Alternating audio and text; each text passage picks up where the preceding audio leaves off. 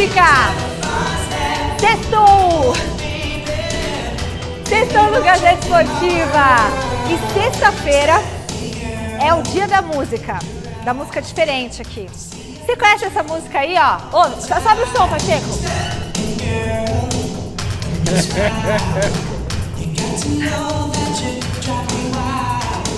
Vai, Bazed.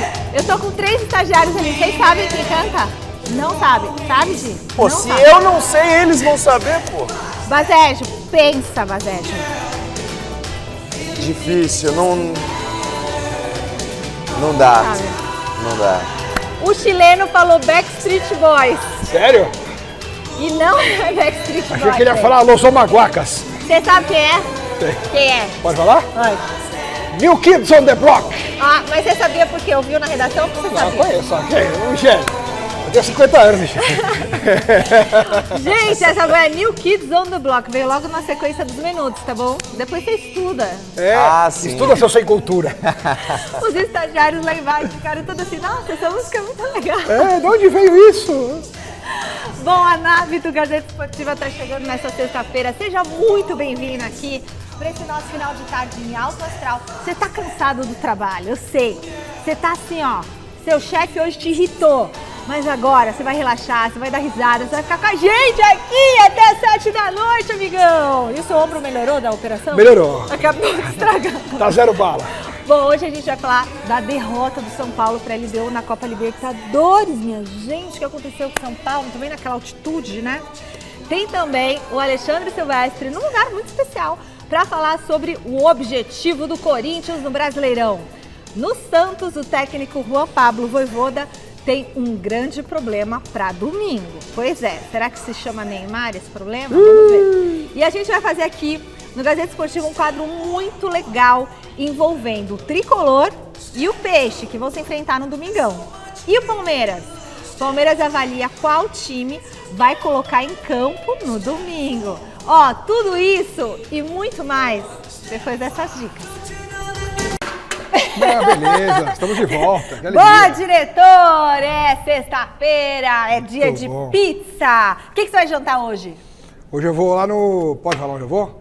Ah, fala, japonês? É, japonês, Sushi Vila Sônia. Ah, e você, Bazed? Hoje é dia de noite de quê? Saladinha, Ai, que tranquilo, sem graça, saudável. Geração saúde, É, Bazed. negócio- O que é isso? Sexta-feira, Bazed. Por isso que ele não conhece New Kids on the Block. Bazed, hoje é sexta-feira. Hoje é sexta-feira.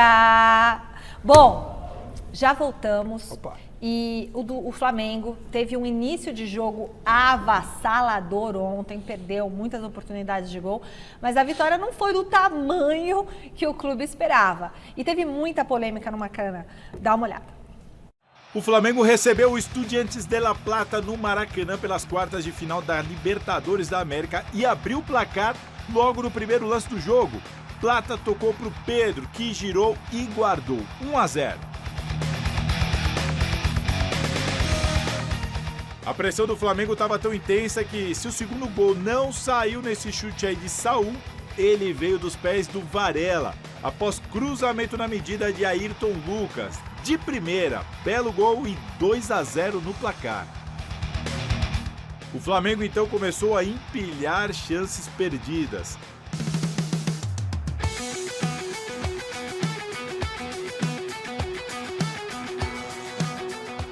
No fim do primeiro tempo, o Megão pediu pênalti nessa jogada, alegando um toque por trás no Samuel Lino, mas o juizão não marcou nada.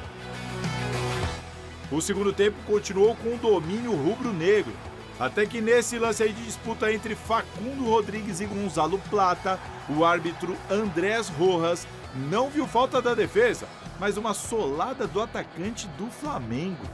Por ser um lance de segundo amarelo, o VAR nem foi acionado e Plata acabou expulso do jogo.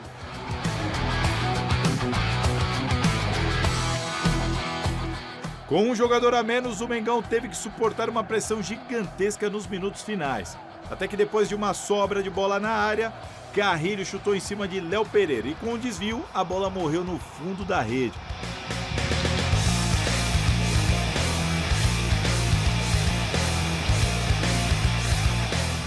Final, muita polêmica e 2-1 para o Flamengo no jogo de ida. A volta vai ser na próxima quinta, dia 19, lá na Argentina.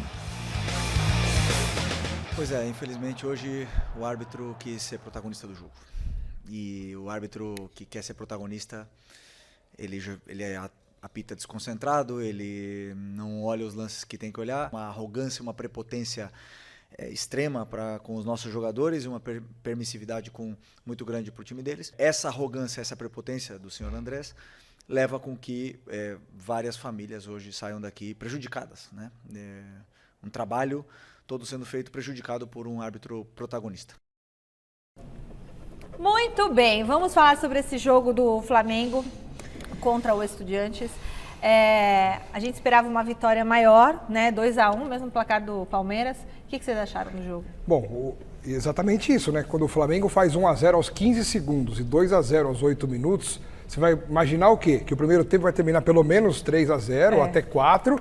Segundo tempo você faz mais um para, né, dar aquela fechada de tampa de caixão no adversário e pronto, leva 5-0 pro jogo da volta. Mas não, o Flamengo fez 2-0, criou até algumas oportunidades. Ainda no primeiro tempo o Pedro perdeu um gol incrível, ele limpou a jogada e de pé direito ele chutou para fora, não sei como.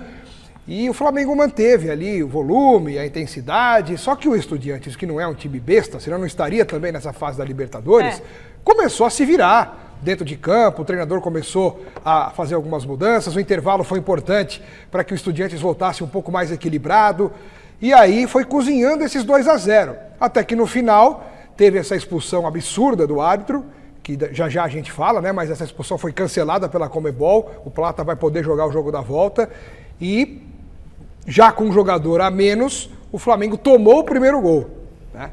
Então, foi um momento que prejudicou demais o time brasileiro, a expulsão e na sequência o gol do Estudiantes.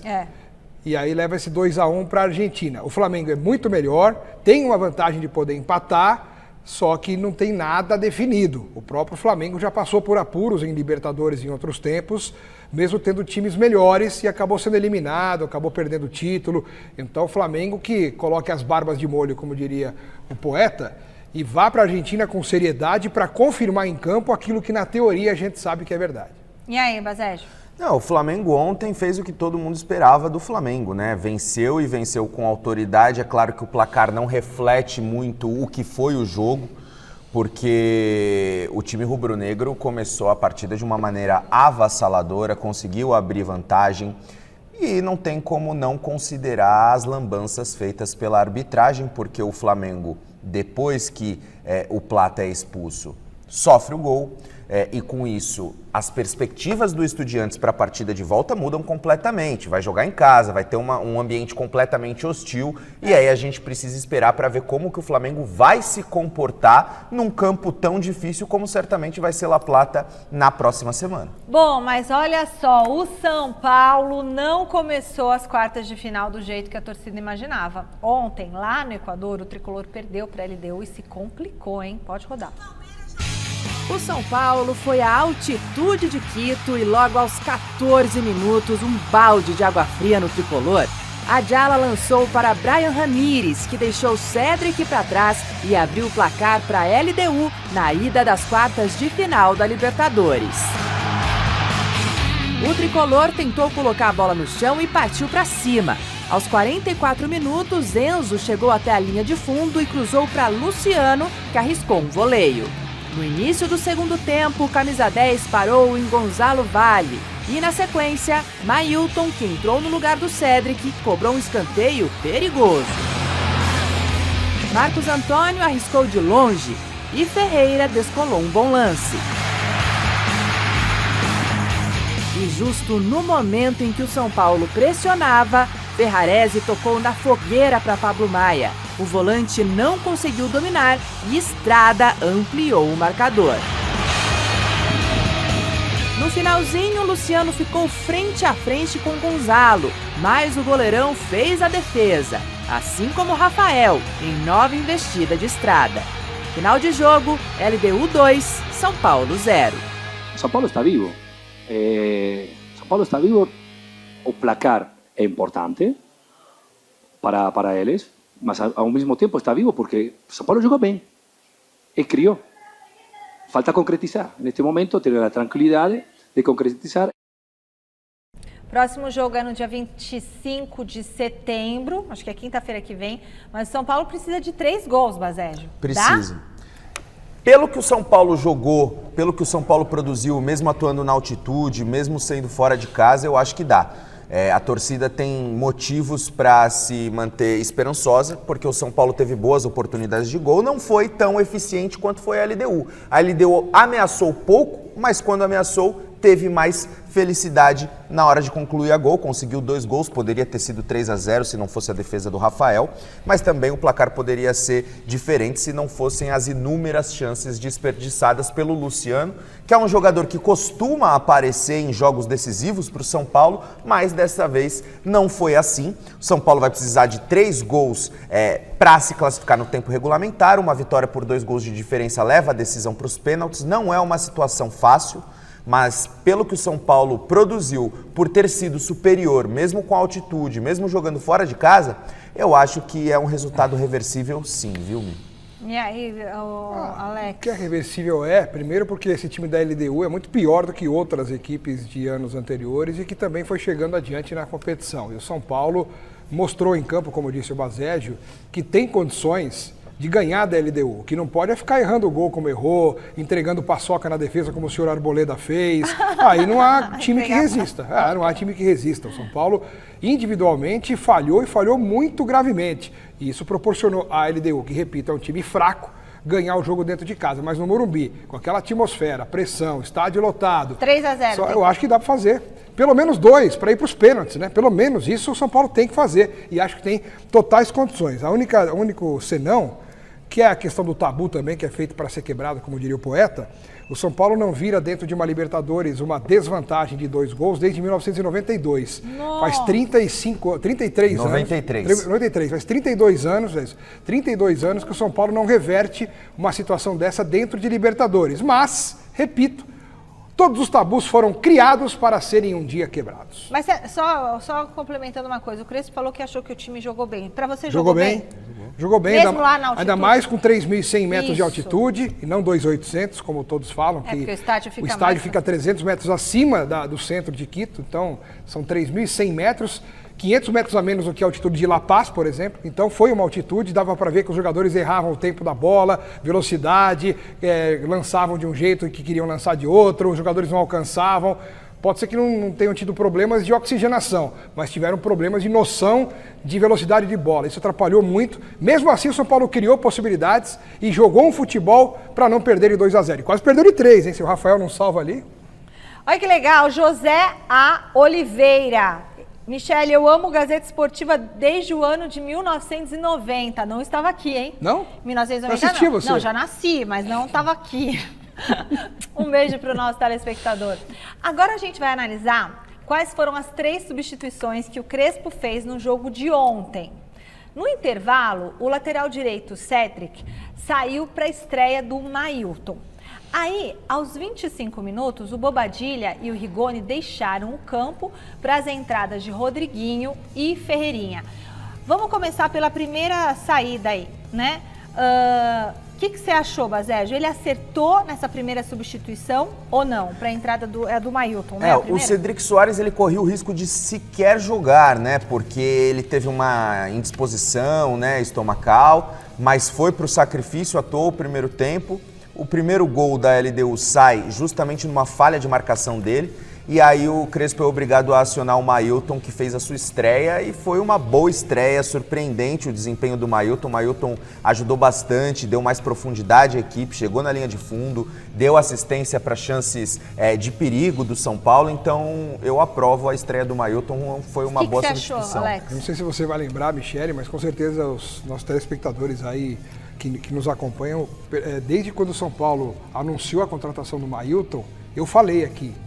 Poucos conhecem, mas ele vinha sendo o destaque da Chapecoense, um dos artilheiros do time como lateral direito, assistências várias na Chapecoense e viria para o São Paulo para fazer sucesso. Eu acho que foi talvez o maior erro do Crespo ter colocado um jogador debilitado, porque estava com diarreia no vestiário antes do jogo. O Ailton? Não, o Cedric que jogou.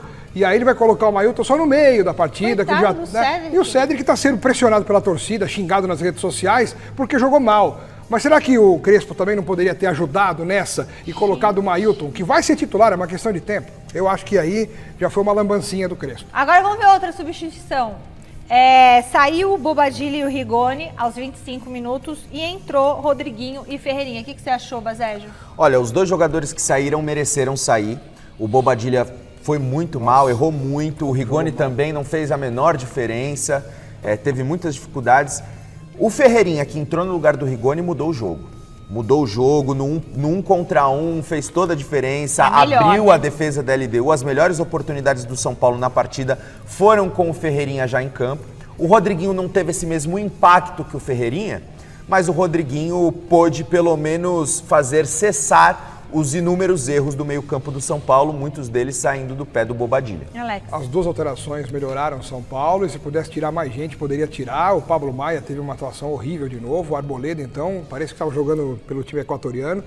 Então, se você fosse analisar jogador por jogador, outros poderiam ter saído da equipe também, mas em relação a essas duas substituições feitas, o São Paulo melhorou, principalmente com a entrada do Ferreirinha, que você não é titular também porque ele veio de contusão, ficou um tempo afastado. Mas aí também é uma questão de tempo ele ser titular desse time. Vai ser na semana que vem, vai com ser, certeza. Tem que ser para fazer esses 2-0 pelo menos.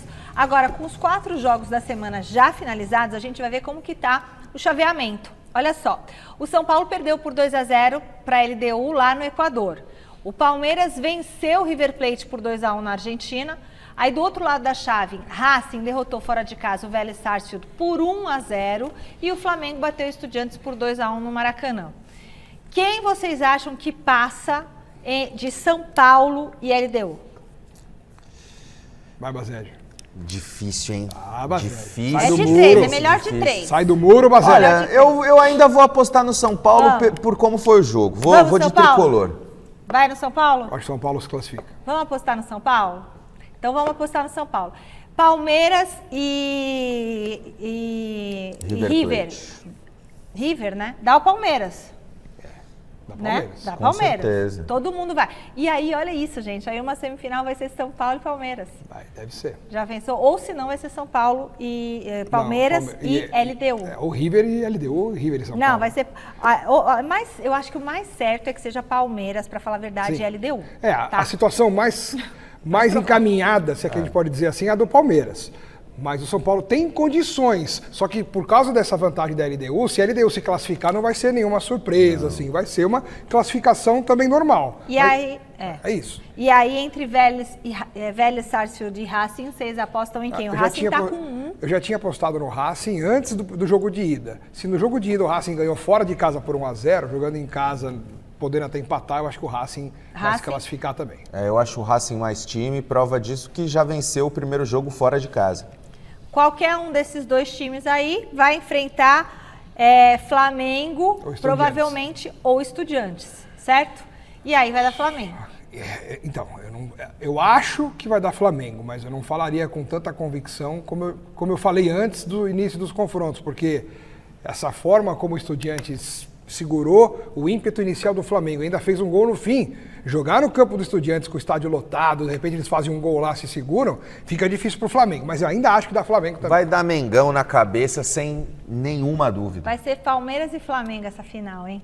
Que final bonita, hein? Calma. Todo mundo sabe que a torcida do São Paulo é fanática pela Libertadores, mas não dá pro tricolor ficar pensando muito na derrota de ontem, não. Sacode a poeira, porque domingo o clube tem clássico contra o Santos pelo Campeonato Brasileiro. E quem vai falar com a gente sobre esse Sansão é a Marina Buffon. Boa noite, Má. Pode aparecer algum reforço importante para esse jogão? Pode sim, Michele. Boa noite para você e para todo mundo que está acompanhando a gente. Como você disse, de fato, esse 2-0 ficou para trás a partir de hoje, porque domingo, 8h30 da noite, lá na Vila Belmiro, tem esse clássico aí entre Santos e São Paulo pelo Campeonato Brasileiro. E aí no Brasileirão, São Paulo realmente vem muito bem, está na 5ª posição, vem de uma vitória importante sobre o Botafogo por 1-0 e espera continuar no caminho das vitórias aí contra o Peixe no domingo. E daí, para para essa partida, vou mostrar para vocês o que aconteceu então. Ontem, esse jogo, o pessoal tá passando aqui em frente ao CT da Barra Funda, onde a gente tá, gritando, né, tentando dar um ânimo aí pro torcedor São Paulino e também pro São Paulo, que perdeu ontem. Mas enfim, os jogadores saíram dessa partida, já logo nas próximas horas ao jogo, embarcaram para vir aqui para o Brasil em voo fretado, chegaram pela manhã e obviamente não treinaram, não fizeram nada. Apenas aqueles que não foram relacionados para aquela partida de ontem é que treinaram aqui no CT da Barra Funda. E a grande novidade foi que o Oscar, o meia Oscar, que não joga desde o dia 19 de julho, treinou normalmente com os companheiros, fez todo o treino com bola. Ele tinha iniciado a transição física na sexta-feira passada e hoje então já fez aí todo o trabalho junto com o elenco. O Oscar, que se machucou, né, nas vértebras aí lombares, ficou todo esse tempo fora e deve voltar a ser relacionado. É muito importante dizer que não deve começar o jogo, não. Deve estar aí em banco de reservas, jogar alguns minutos para, de fato, estar à disposição na quinta-feira contra a LDU lá no estádio do Morumbi, nesse jogo da volta, precisando reverter esse placar aí adverso. E aí, esse jogo de domingo também passa por essa situação. Quem que o Crespo vai colocar em campo? Como que ele vai conseguir avaliar nesse único treino que vai acontecer amanhã aqui no CT da Barra Funda quem vai jogar, né? O Mailton pode ser titular, por que não? Afinal ele entrou muito bem. Também Rafael Tolói, isso falando dos reforços, né? O Rigoni foi titular ontem, mas Rafael Tolói não jogou. Pode, de repente, entrar ali, né, no trio da zaga São Paulina. Além deles também pode entrar o Mailton, como eu falei, e, enfim, outros jogadores que jogaram menos tempo. Mas aí o Crespo vai ter esse treino de amanhã para, de fato, definir qual vai ser essa escalação. Tínhamos falado durante a semana sobre Luiz Gustavo, já tínhamos adiantado também que ele não seria relacionado para essa partida. De fato, isso não vai acontecer. Afinal, ele vai ser liberado amanhã para fazer todo o treino aí, até de choque com os companheiros, né? A partir de amanhã, ele que se recuperou de um tromboembolismo pulmonar. E o Lucas também hoje aqui avançou na sua recuperação depois da artroscopia no joelho, fez aí algumas atividades sob a supervisão de fisioterapia no gramado. Tá certo, gente? Então a grande novidade pode ser Oscar, mas com muita cautela, pensando na quinta-feira. E aí o Crespo vai montar esse time. Quero saber de vocês. O que vocês fariam, hein?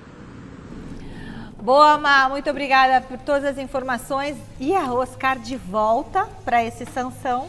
Mas vocês não falaram que o São Paulo também ia com o time reserva? Então, mas o Oscar é importante que jogue, primeiro porque talvez ele seja reserva mesmo, e segundo porque ele é um atleta, independentemente de ser reserva ou titular, é um atleta que tem qualidade, ele pode ajudar o São Paulo, só que ele está sem ritmo de jogo.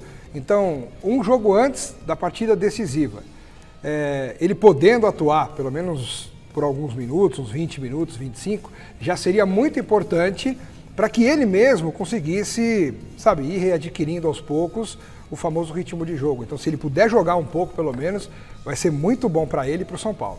E aí, não, fundamental a presença do Oscar no Clássico e também no jogo de volta contra a LDU. É um jogador que tem um poder de criação diferenciado, é uma das grandes estrelas do elenco.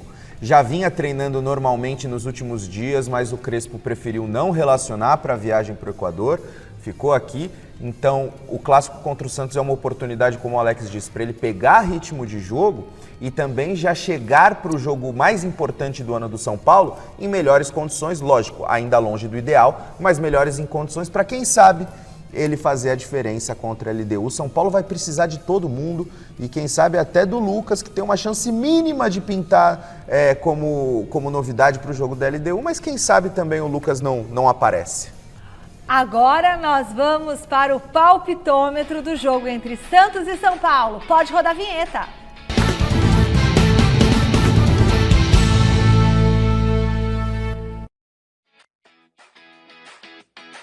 Vai acertar o palpite do jogo entre Santos e São Paulo.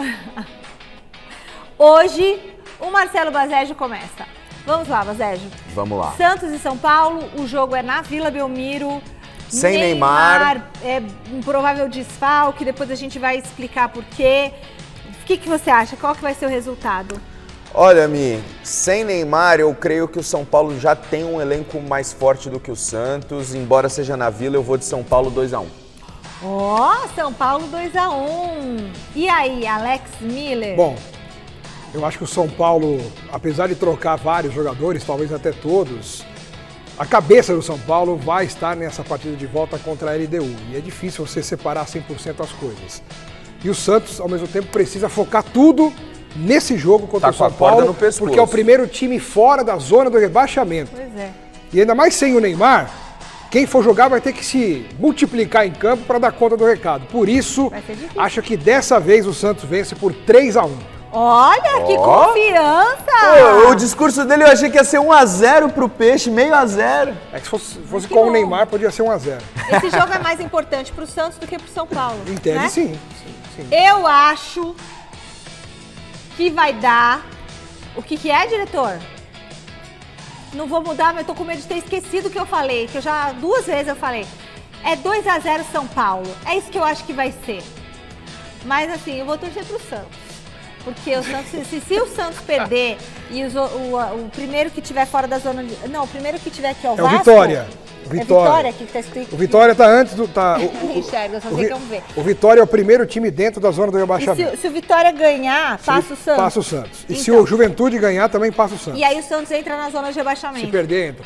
Mas enfim, esse é o nosso palpitômetro. Basejo disse 2-1 pro São Paulo. Alex Miller 3-1 pro Santos e eu 2-0 pro São Paulo. Vamos ver. Domingo no Mesa Redonda tem camisa do São Paulo de presente. Linda. Tem roupa com bermuda, camisa do Santos também. Muita coisa bonita para vocês aí de casa. Do outro lado do clássico Sansão, o técnico Vojvoda vai ter problemas para escalar o sistema ofensivo do time, viu? O Neymar deixou o treino na manhã desta sexta-feira no CT Repelé. Por que ele deixou o treino? Porque ele sentiu dores na coxa direita e foi para o departamento médico. Ele passou por exames de imagens e foi constatada o quê? Uma lesão no músculo reto femoral. Ou seja, tudo indica que ele está fora do jogo de domingo. Vale destacar que o Neymar disputou 9 dos últimos 10 jogos do Peixe, ficando fora do duelo contra o Bahia por suspensão. É grave, será isso? Então, aí que tá, né? Quando a gente cobra a transparência dos clubes, é justamente sobre isso que nós falamos, né? Porque falar que ele teve uma lesão no músculo da coxa, no reto femoral, sei lá o quê, beleza, informou que ele teve uma lesão. Pode ser uma lesão que em uma semana ele fica bom, pode ser uma lesão que vai precisar de um mês, pode ser uma lesão que tem que operar, a gente não sabe. Sério? Né? Mas a princípio, pelo que a gente vê aí nas redes sociais, nas imagens, enfim, não parece ser algo tão grave, mas é evidente que se o clube numa sexta-feira emite uma nota oficial dizendo que o Neymar teve uma lesão na coxa, ele está fora não só do clássico contra o São Paulo, mas provavelmente da semana que vem também, dos outros jogos. E aí, Bazer, será que não pode ser uma... pra camuflar? Não, eles não... Hoje em dia ninguém mais faz isso, Eles tudo não almofadinha. brincariam com isso. Antigamente, uma vez eu estava lá no Morumbi, o Palmeiras ia jogar um jogo importante de Libertadores, o Felipão levou a delegação descendo do ônibus, o Arce desceu de perna engessada e de muleta. 2 horas antes do jogo. Na hora do jogo, o Arce entrou e jogou. Era assim. Não, eu queria destacar um ponto que a gente já está chegando no final do ano e o Neymar ainda não conseguiu se colocar no seu auge físico. O Neymar vem sofrendo com lesões, é verdade que teve uma boa sequência de jogos, foram 7 jogos consecutivos no Campeonato Brasileiro entre julho e agosto, desfalcou contra o Bahia por suspensão, mas também teve aquele probleminha no adutor que inicialmente teria tirado ele da convocação para a seleção brasileira e depois do jogo contra o Fluminense ele falou que não tinha nenhum problema físico e que o Ancelotti não convocou ele por opção técnica. Mas é fato que ele teve um problema no adutor e talvez ele não quis admitir para ele não ficar taxado como um jogador bichado. Mas esses problemas físicos do Neymar preocupam e muito. Nossa. O que mais me preocupa não são nem os problemas físicos, são os problemas que quando ele está inteiro em campo ele não está jogando nada. Agora eu quero voltar para o telão para falar com o Alexandre Silvestre, que está num shopping, né, aqui de São Paulo, no Shopping Eldorado, onde está sendo realizada a exposição de taças europeias. Boa noite, Silver. Mostra pra gente como é que tá por aí. Aproveita para atualizar o noticiário do Timão. Tudo bem, Michele? Beijão para você, minha querida. Amigos, amigas, inimigos e simpatizantes, sextou para mim no shopping, mas eu vim aqui para mostrar essa taça bonita da UEFA Europa League, que é lá para os europeus, talvez o segundo torneio mais importante do velho continente, a Champions League em primeiro lugar. a UEFA, a antiga Copa da UEFA, é uma espécie de segunda divisão, digamos assim, da Champions League, o equivalente para nós sul-americanos, a Copa Sul-Americana. A UEFA Europa League começa na semana que vem, fase de grupos. A exposição está rolando aqui no Shopping Eldorado, logo na entrada do shopping, em São Paulo, Shopping Eldorado, no saguão. Você pode vir aqui, bater uma foto, ainda leva, é de grátis, hein? É na faixa, é no Vasco, e você ainda leva um brindezinho para casa, Michele. E aproveitando o simbolismo da taça, vamos falar um pouquinho desse Corinthians, que está brigando por taça ainda, Copa do Brasil, semifinais em dezembro, o calendário da CBF mudou, o Corinthians vai encarar o Cruzeiro lá na metade de dezembro, jogos que vão valer por uma vaga na final da Copa do Brasil. Enquanto isso, o Corinthians vai lidando aí com o Campeonato Brasileiro. Eu volto já para falar um pouco da escalação do Corinthians, que treinou hoje com muitos problemas, mas o Corinthians no Campeonato Brasileiro tem o Sport do Recife domingo na Ilha do Retiro. O Corinthians melhorou bem a situação dele na tabela, está em 9º lugar, deu um salto em relação à última rodada. O Corinthians está brigando pelo quê no Campeonato Brasileiro, meu povo? Está brigando por título? Quase impossível, não dá. Mas dá para brigar por vaga na Libertadores da América. O G4, por exemplo, está distante do Corinthians em 10 pontos. 10 pontos, é isso? 10 pontos, a memória me salvou aqui, hein? A memória não, a minha cola virtual. O Corinthians está 10 pontos distante do G4, está a 7 pontos de uma vaga na pré-Libertadores. Outra vaga pode abrir dependendo do desempenho do time, de times brasileiros aí, tanto na Copa do Brasil como na Libertadores. Então, mais plausível nesse momento brigar por uma pré-Libertadores, mas não dá para descartar uma vaga direta na fase de grupos não, no tal do G4. E o Corinthians já deu um certo distanciamento confortável lá para a zona do rebaixamento, que ficou para trás em 7 pontos em relação ao Corinthians, que eu repito é o 9º colocado. O Corinthians briga pelo quê? Para vocês aí, meus queridos, minhas queridas. Antes, tem uma coisa importante aqui, bastidorzinho, não tem como escapar dessa. O Ministério Público pediu e a Justiça autorizou a quebra do sigilo dos cartões corporativos do Corinthians. Desde 2018, gestões do Duílio, do Andrés, do Augusto Melo. O Corinthians já encaminhou essa documentação, a investigação que rola na Justiça, provocada pelo Ministério Público. O Corinthians pede apenas sigilo para que nada vaze. E eu não vou vazar, Michele. Eu vou ficar mais um pouco aqui porque eu quero voltar para falar de mais Coringão. Será que o Memphis vai jogar? Sei não, hein? Eu conto tudo para vocês já já. Valeu, Silvestre, por todas as informações. Fala, Vazégio. O Corinthians eu acho que não precisa mais se preocupar com zona de rebaixamento, por mais que esteja a 7 pontos do Z4, eu vejo o Corinthians jogando um futebol suficiente para permanecer na Série A do Campeonato Brasileiro e quem sabe até sonhar com um G6, por que não? Ainda tem todo um segundo turno pela frente. O Corinthians, lógico, o foco é a Copa do Brasil. O time está próximo, sim, de disputar uma final, por que não sonhar com o título? Dorival Júnior ainda como treinador, que parece que é um especialista em Copa do Brasil, mas no Campeonato Brasileiro eu vejo o Corinthians com perspectivas mais para a parte de cima da tabela do que para a parte de baixo. Então, acho que a torcida corintiana já pode ficar um pouco mais tranquila, né, Alex? Em relação ao rebaixamento, sim. Tem muito time ruim para brigar por essa queda aí. O Corinthians não é tão ruim assim, pelo contrário, tem um time bom. O Corinthians tem 29 pontos em 23 jogos, também não é uma pontuação para ficar sonhando com Libertadores, nada disso. Uma competição, uma pontuação, melhor dizendo, para levar uma campanha regular, segura até o fim e, claro, se dedicar à Copa do Brasil, que é onde o Corinthians tem a chance de ser campeão ainda nesse ano. Então o Corinthians tem que fazer isso, cuidar do brasileiro para não ter sustos, levar de um jeito digno a competição, sem estripulia para querer atropelar todo mundo. Claro que se puder ganhar todos os jogos, sempre é bom, maravilhoso, todo mundo luta por isso. Mas na realidade, os pés no chão do Corinthians são esses. Brasileirão regular, bacana, né, aceitável, e Copa do Brasil mais pro fim do ano, para ir com tudo e tentar o título. Mas não tem aquilo assim que o G6 pode virar um G8? Porque, dependendo do campeão da Libertadores. O Corinthians está em 9º, né? Sim, sim. O Corinthians está em 9º, com 29. Se o campeão da Libertadores for brasileiro, vira G8, G9? Vira Não. G7. G7. Então ainda tá muito longe pro Corinthians. Tá Só longe. que aí tem o Copa Sul-Americana. Se o campeão da Copa Sul-Americana tiver nas primeiras colocações, mas isso não vai acontecer. Não vai estar porque os Então, times que estão lá estão atrás. o Fluminense, Atlético Mineiro, Então vem cá, Não tem chance. o corte é G7. Acho que é 6 até, né? Se um brasileiro ganhar a Libertadores... Palmeiras e o Flamengo ganhando a Libertadores, que não é difícil de acontecer, vira G7. Então o Corinthians, na verdade, que está com 29 pontos, tem que chegar com o nono lugar, tem que chegar no lugar do São Paulo. Isso, que 6 está pontos. com 35 pontos. 6 pontos à frente. Então o Corinthians está com 29, Mas não tem chega. que ir para 35. Não chega, amigo. O São Paulo é melhor que o Corinthians. Aí o São Paulo caindo para a LDU vai focar no Campeonato Brasileiro para tentar entrar no G6. São muitas variáveis. O diretor tá falando, o diretor fica falando um monte de coisa no meu ouvido que eu quero ver. Fica falando que eu tô contando com o ovo antes da galinha botar. Mas a questão, você foi fino quando você falou, você podia ter falado de um jeito mais chulo, né? Bom, a questão é o seguinte, são muitas variáveis, tem que ganhar um brasileiro, tem que ganhar não sei quantos pontos, muita confusão.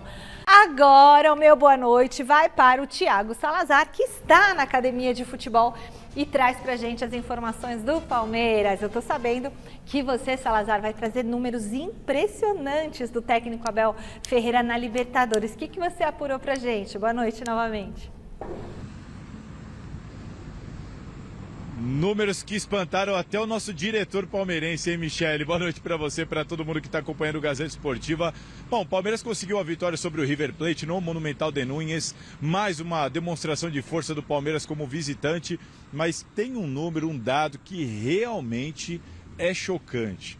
Na era Abel Ferreira, desde que ele assumiu o Palmeiras ali em final do segundo semestre de 2020, o Palmeiras sempre esteve na Copa Libertadores da América. Talvez muitas pessoas não tenham notado, mas de lá para cá, sempre em jogos de mata-mata, como visitante, contra estrangeiros. Estamos falando de um cenário que sempre foi muito complicado para os clubes brasileiros. O Palmeiras não perdeu nenhum jogo, nenhuma partida. São 9 jogos, tem uma tabelinha para a gente mostrar para vocês para facilitar. São 9 desafios contra estrangeiros em mata-mata de Libertadores nessa era Abel. 9, com 7 vitórias do Palmeiras e 2 empates, nenhuma derrota. Mais de 85% de aproveitamento, 21 gols marcados nesses 9 jogos e apenas 3 gols sofridos. É de fato um dado que chama muita atenção, porque a gente se acostumou a perceber, a acompanhar os brasileiros com dificuldade nesses jogos de mata-mata, questões de arbitragem, fora de casa, Libertadores. E o Palmeiras passa o carro por cima. Impressionante esse dado. Agora tem que se cuidar para garantir essa classificação à semifinal. Tem que cuidar da partida de volta aqui no Allianz Parque. Em vantagem, 2-1. Mas em 2022 o Palmeiras foi eliminado no Allianz Parque, 2023 no Allianz Parque, 2024 no Allianz Parque também para Atlético Paranaense, Boca Juniors e Botafogo. Então, se não vacilar de novo aqui no Allianz Parque, vai confirmar o seu favoritismo, chegar à semifinal para pegar LDU ou São Paulo, com a LDU aí em vantagem, aí aparecendo como possível adversário do Palmeiras numa eventual semifinal de Libertadores da América. Agora, antes desse jogo de volta contra o River Plate, tem Campeonato Brasileiro. Amanhã, no Allianz Parque, contra o Fortaleza, às 9 horas da noite, sabadão, 9 horas da noite. Palmeiras, terceiro colocado, pega o Fortaleza, que é o vice-lanterna do Brasileirão. Palmeiras podendo igualar recorde de invencibilidade, que foi batido em 2024. Palmeiras completinho, sem suspenso, sem lesionados, à exceção do Paulinho, que segue se recuperando de uma cirurgia, e com o Abel Ferreira de volta, que cumpriu suspensão na última partida e vai comandar o Verdão na área técnica aqui no Allianz Parque amanhã, Mi. Valeu, Salazar, por todas as informações. Fala, Alex, tá ansioso com esse jogo do Palmeiras? Não, ansioso todo mundo fica sempre, né? Mas os números do Abel realmente são impressionantes, os números do Palmeiras em Libertadores são impressionantes, né? O que o Palmeiras tem de vitórias em Libertadores, tem time grande do Brasil que não tem jogos. Então, assim, é uma superioridade incrível e com o passar dos anos o Palmeiras acabou superando inclusive o São Paulo, que deu essa deslanchada no interesse dos clubes brasileiros na história em disputar e ganhar Libertadores. O Palmeiras acabou passando todo mundo, atropelando todos. Todos os números que você for pegar em termos de Libertadores, o Palmeiras tem os melhores em relação aos seus concorrentes, aos seus rivais, tudo. O Palmeiras mais vitórias, mais gols, mais vitórias em casa, mais vitórias fora, gol com chuva, gol com sol, gol à noite, gol de dia, tudo o Palmeiras tem mais em Libertadores.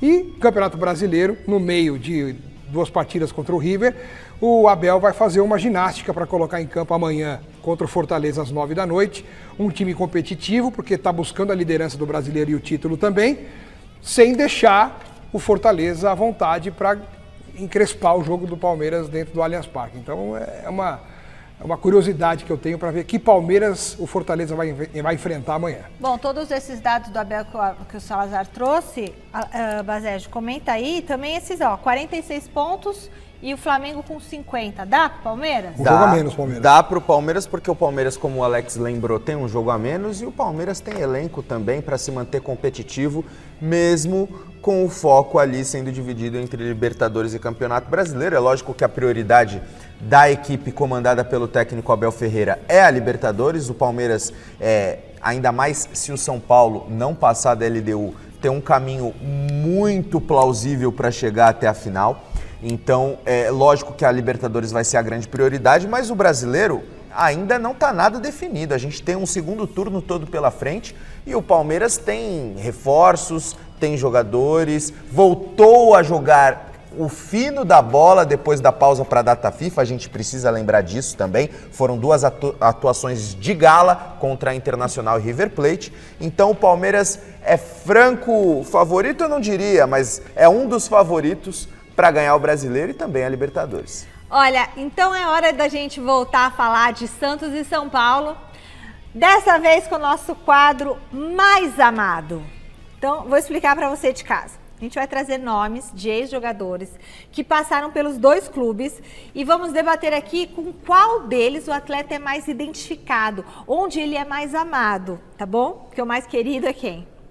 Não, São Paulo? Pessoal, que o São Paulo é mais querido. O Flamengo também tem essa alcunha. Bom, mas a gente vai jogar aqui nesses potes. Ou você vai colocar no potinho que ele é mais querido no São Paulo, ou ele é mais querido no Santos, que era mais amado no São Paulo, mais amado no Santos, tá bom? Vamos lá. Então vamos lá. Começando com... Gil... Já tá errado. O Luizão não é no Palmeiras? O Luizão jogou pelos 4, pô. Luizão é do mundo. Luizão é do Corinthians. Eu lembro do Luizão no Palmeiras, do Corinthians. E aí? Agora é mais amado no São Paulo ou mais amado no Santos? Isso que a gente tá pensando no Sansão, tá, Olha, galera? Não achem que a gente tá maluco, não. Eu diria que o Luizão tem uma identificação muito maior com outros clubes paulistas do que com os 2. Com esses 2 também. Mas, como o Luizão venceu uma Libertadores pelo São Paulo, fazendo gol na final, inclusive... Você acha que o São Paulo, né? Eu acho que vai São Paulo. Eu ia falar isso, exatamente. Essa é a explicação para o Luizão hoje, né? O nome Luizão ser mais identificado e mais querido com a história do São Paulo em relação ao Santos. Então, São Paulo. São Paulo, eu também acho São Paulo, acompanha com fritas, tá? Aí? Próximo é o Miller. Calma, a gente não vai falar agora porque eu tenho um recado. Ai, não. Gente, o Miller... gente, o Miller é São Paulo, né? Esse aí acho que vai ser o mais fácil no duelo, O Miller né? é São Paulo, né? O Miller foi campeão de tudo no São Paulo, revelado pelo São Paulo. Teve uma belíssima passagem pelo Santos, sim. Aliás, onde o Miller foi, ele foi bem, porque ele é um gênio do futebol. Um dos 5 melhores jogadores que eu vi na minha vida, entre todos. Então, Miller e São Paulo. É isso, com fritas. Com fritas. Né? Acompanha o relator. Acompanha o relator. Hoje em dia eu prefiro legumes, mas é Miller. Pronto. Eu nunca vou preferir legumes do que batata frita, gente. Pra manter o Jamais. No biotipo. máximo, batata frita na air fryer. Vamos lá. Ganso, Paulo Henrique Ganso. Pra mim é o Santos, porque eu lembro dele com o Neymar e o Ganso. Mas Então, vaiado, mas aí é o seguinte, ele saiu brigado com a torcida do Santos e foi jogar no rival. Entendi. Ele não é mais amado, Pelo então. São Paulo, eu acho que ele saiu pela porta da frente, pelo Santos ele saiu pela porta dos fundos. Então, por isso que eu jogo mais pro São Paulo do que pro Santos. Desempata, Alex. Difícil, hein? Mas será que ele é querido em algum deles? Eu acho ganhou que a Copa Sul-Americana. Eu acho que no São Paulo, não é Paulo. que ele não é querido, mas não ligam tanto. Ele ganha esse bom jogador que passou aqui. E o Santos tem uma imagem de que ele foi revelado Eu no Santos. acho que ele é mais querido no Santos. Eu acho que daqui a uns 20 anos, quando nós formos ver a história dos jogadores, o nome dele vai ser muito mais vinculado ao Santos do que ao São O Paulo. Santista não vai ter aquele Não vai ter ódio. mais. Eu acho que eu vou pro Santos. Pode Já ser, passou pode 20 ser. anos de quando ele foi revelado. Não, então 30. Pensa, acho que, né? Santos, deu Santos, beleza. Agora temos Ricardo Oliveira. E bom aí? personagem. Ele é mais amado, mais querido no Santos ou no São Paulo? Você tá balançando a cabeça? Não, eu acho que esse é Santos total. Santos Ricardo total. Oliveira? A passagem dele pelo São Paulo foi curtíssima. Ele jogou a Libertadores de 2006. Ele fez muito gol no Santos, se eu né? não me engano, mas no Santos ele marcou época, chegou a uma final de Copa do Brasil. Lembra que o contrato dele era por produtividade? Ele E arrebentou. aí ganhou o contrato longo depois. Ricardo Oliveira, Santos. Santos. Todo mundo que Ricardo Oliveira identificar. Ah, o Zete é São Paulo, Esse aí pode passar. né? O Zete é São Paulo, diretor. O Zete é São Paulo, mas ele também teve uma grande passagem no Santos, mas ele é São Paulo. São Paulo. E o Borges? O que vocês acham? Para tudo. Tem o Borges, a gente ainda vai falar do Borges. Tem mais um? Vamos mostrar como é que tá, peraí. Ó, por enquanto tá mais querido no São Paulo. O Luizão, que eu não concordo, eu acho que tinha que estar no Palmeiras, o Luizão. O Miller. Não concordo. E o Zete. E aí, no Santos, mais querido, o Ganso e o Ricardo Oliveira, ok? Vocês estão concordando aí em casa? O pessoal do YouTube? Estão concordando ou estão xingando a gente? Agora temos o Borges. Vamos lá. Falta quem? Falta o Borges. Quem que fala? Não, faz surpresa. Faz surpresa, pô. O que é isso? Vocês querem saber tudo também? Agora, Ó, segura o Borges, eu acho que ele tem uma identificação maior com o São Paulo. Marcou época também naquele time tricampeão brasileiro entre 2006 e 2008. Jogou muita bola com o Muricy Ramalho. Eu fico com o São Paulo. E aí? Borges São Paulo. Então, Borges São Paulo. Eu lembro da cara dele, mas não lembro direito nem no Santos nem no São Paulo. Nossa, esse menino. Maldonado, e aí? É no Santos, não é? Não sei. Cara, eu acho que é São Paulo São também, Paulo viu? Sério? São Bom, Paulo ali também. eles já foram tendenciosos, porque não tá com a roupa de São Paulo ali? Tá. Ah, foi de então menos. ficou São Paulo aí. Vocês influenciaram a votação. O Fini discorda, mas eu acho que é São Agora, Paulo. por exemplo, o Arouca, São Paulo ou Santos? Santos. Concordo com o Alex. Santos. Santos também?